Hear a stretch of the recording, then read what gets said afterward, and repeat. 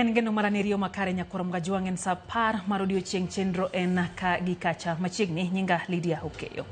Manaseche machuok kende bang' jood bura 291 kadho paro mathicho oko e apisi jalup jatend piny Kenya Rigathi Gachagua, paro mano ochwal gi jaod bura ma Kibwezi Mutuse Mwingi. Od bura koro golo chenro ma ibiro lu mar dwaro pacho ganda kaluwore gi chike ma pacho ka pacho ganda ibiro kawe counties duto 47 tarik 5 dweni chakre saa 2 okinyi nyaka saa 11 odhiambo. E kaunti ma Nairobi, chenro mar kawo pacho ganda ibiro bage kar bagoro ma KICC ne oganda e kuonde chung' od bura ma Dagoretti North, Dagoretti South, Lang'ata, Kibra, Roysambu, Kasarani, Ruaraka, Embakasi South, Embakasi North, Embakasi Central, Embakasi East, Embakasi West, Makadara, Kamukunji, Starehe kaachiel kod Mathare. E gwenge maluwo nyakorom gajuang chenro no ibiro bage kuonde chung' od bura duto e kaunti ma Siaya, kuonde chung' od bura ma Ugenya, Ugunja, Alego, Usonga, Game, Bondo, kod Rarieda ibiro bagie chenro ma kamago. Kabende kaunti ma Kisumu ibiro bag chenro no Tom Mboya Labour College ne oganda maya e kuonde chung' od bura ma Kisumu East, Kisumu West, Kisumu Central, Seme, Nyando, Muhoroni kod Nyakach. Kaunti ma Homa Bay chenro no ibiro bagi Homa Bay Stadium ne oganda e kuonde chung' od bura ma Kasipul, Kabondo Kasipul, Rangwe, Homa Bay Town, Ndewa, Suba South kod Suba North. E kaunti ya Migori nyakorom gajuang chenro ma kama ibiro bage Migori TTC kata tiegruok ma jopuonj ne oganda e kuonde chung' od bura Marongo, Awendo, Suna East, Suna West, Uriri, Nyatike, Kuria kod Kuria East kaachiel gi Kuria West.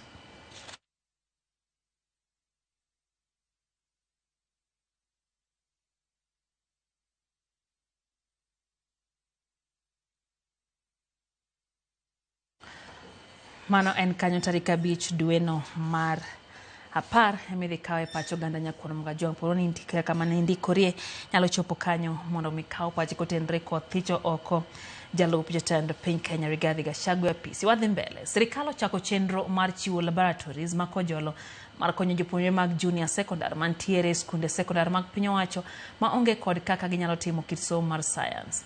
Sirikal dhi tiyo kod kambi mar Schools Equipment Production Unit kata SEPU mabiro keto maino mare neno ni skunde duto ma onge kod laboratories kod mwandu mag somo sciences oyudo e chak higa manyien. Jatije mag SEPU Joel Mabonga lero ni skunde duto biro bedo kod mwandu mag timo kit somo mar science kochopo dwe mokwongo e kinde ma klas mar 9 mokwongo chakore.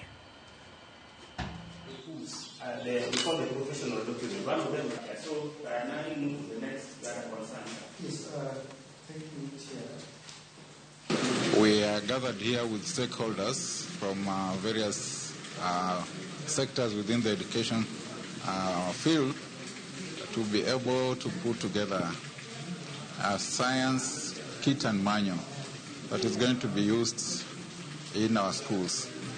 We already have had one that is running for grade 4, 5 and 6, and due to harmonization of the curriculum, we are looking at it to adjust and ensure that it is relevant and fits the requirements by KICD.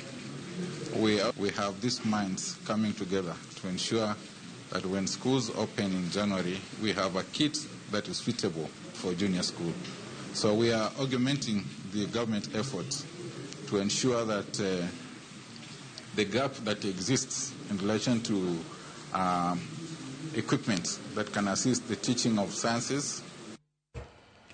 Jodak kod johala e boma ma Homa Bay ywak kaluwore gi lal makinde ka kinde mar stima e bomano ma bende rocho chenro mag ohala kod yore mamoko mag jopiny. Chakre wuok tich jumani stima osebedo ka onge bomano gino ma oseyo johala ma thoro tiyo gi stima e chenro magi mapile ka pile gi lal maduong'. Weg dukni kod jolos jamurko hekalos nyamburko mantie Homa Bay Town ywak ni tijegi osechung' nikech onge mar stima chakre wuok tich nyaka sane. Gidwa ni mondo mikambi ma ochung' ne keyo teko stima Kenya Power o tieke midhiero mar stima ma kinde ka kinde timore e boma ma Homa Bay.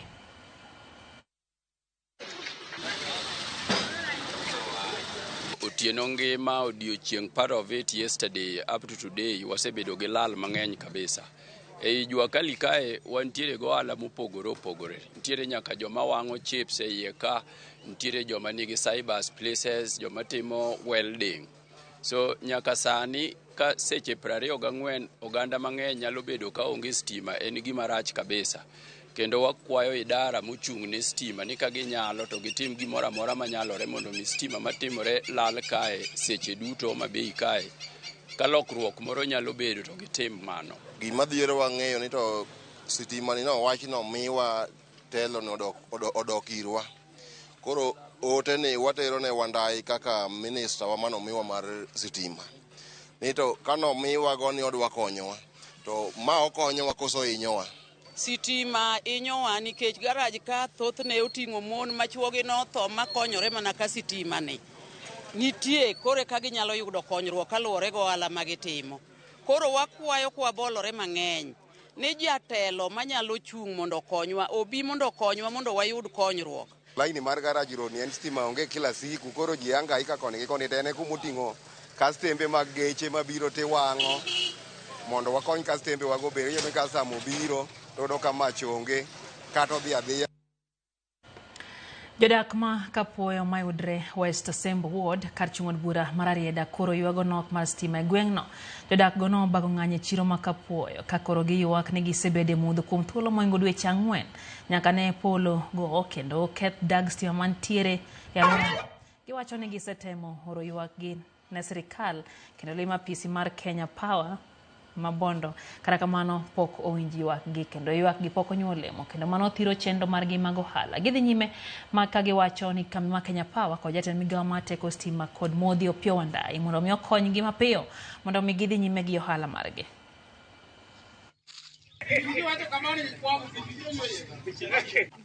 Nyinga en Roslina Kecho Ngoro. Awuoyo kaka jakom mar chiro ma Kapuoyo.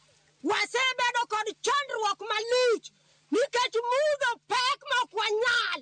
Jodukni oleo gi gigi ok nyal timre free. Jo welding oleo ok nyal tiyo. Jo chiro mod chiro leo.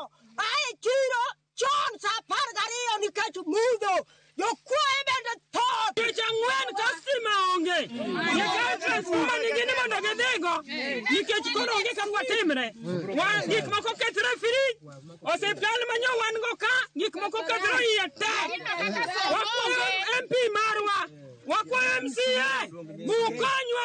Jowadwa, jotendwa mane wayiero, MCA Mako Keyo, jaod bura, Otienda Molo ma MP marwa, Gavana Orengo, Opiyo Wandayi, manyo yudo Ministry mar Power.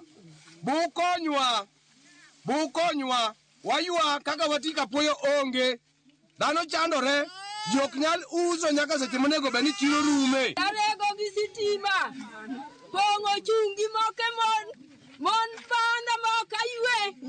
Alao gi mogo ei masin mon donega. En geno marwa ni yuak ma kamano dhi chopo ne jotelo mowinjore mondo gikaw okang' mowinjore ne oganda. Jonjore moko nomonjo kar kunyo mula makambi ma Shanta mayudre gwenge ma Ikolomani e kaunti ma Kakamega mokwalo mwandu makwan gi pok oyangi kendo goyo mohinyo marach ogolo maromo 4 kalore kod jodak ma Isulu.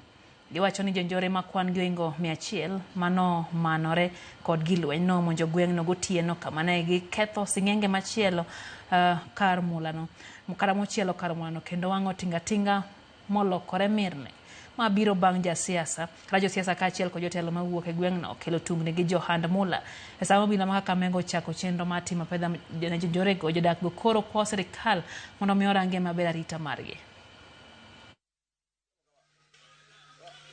Ilikuwa mwendo wa saa 1 nilikuwa nimeingia kazi, nilikuwa na pikipiki, nilikuwa nimepaka hapo kwa mashine. So vile tulikuwa tunafanya kazi saa 3 kuna vijana wakakuja wakatufamia, wameharibu vitu, wakachoma hata pikipiki yangu ilikuwa ndani, na hata masoja wetu wenye tulikuwa nao wamewaumiza wengine. Kufunga kazi kama kawaida, tukaenda Makwetu. Saa usiku nasikia makelele punduki, napigiwa simu, watu wamevamiwa kwenye side, askari wenye wanalinda side na vitu zimeharibika kule. Wenye hii kazi ilianza, kuna wenye walikubali, kuna wenye wamekataa. Sasa sisi wachache wetu walikubali juu kuna wenye wako na shamba kubwa, kuna wenye wako na shamba ndogo.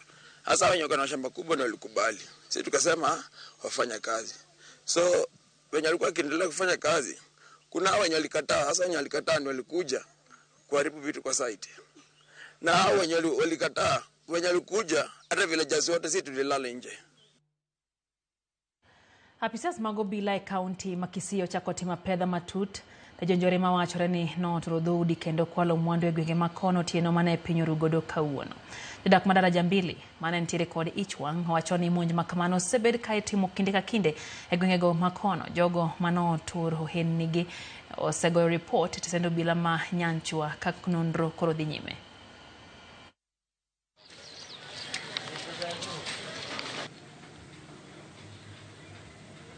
Hata kuoga peke yake hatujaoga.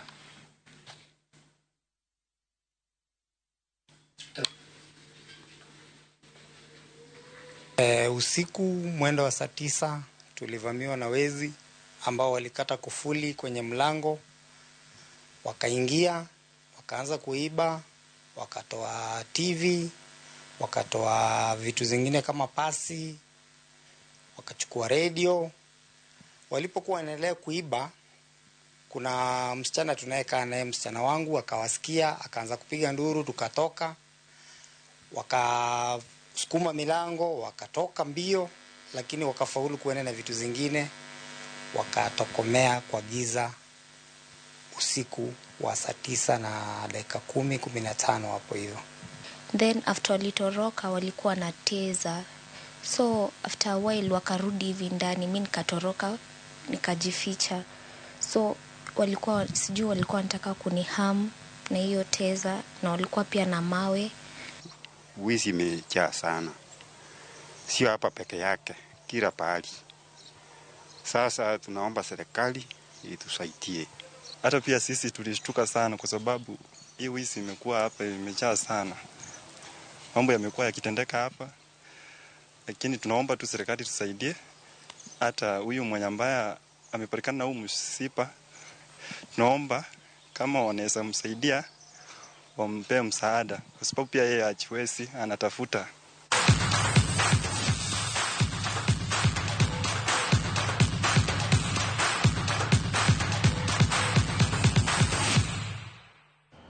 Lig maduong' pacho ka FKF Premier League okao yueyo majumbe adek madhimiyo tim mar Harambee Stars bedo gi ikruok makare ne tugo mag dhi laro osimbo mar Afrika.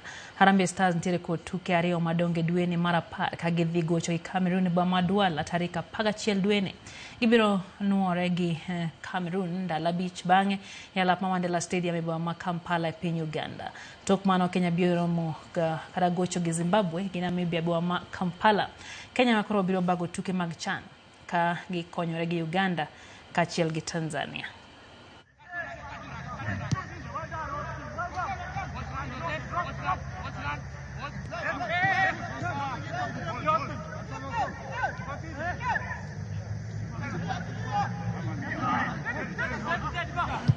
Tim mar Arsenal nyoro no loyo FCG gonde ariyo ne tuke mag UEFA Champions League tugo no nyogo alap ma Emirates.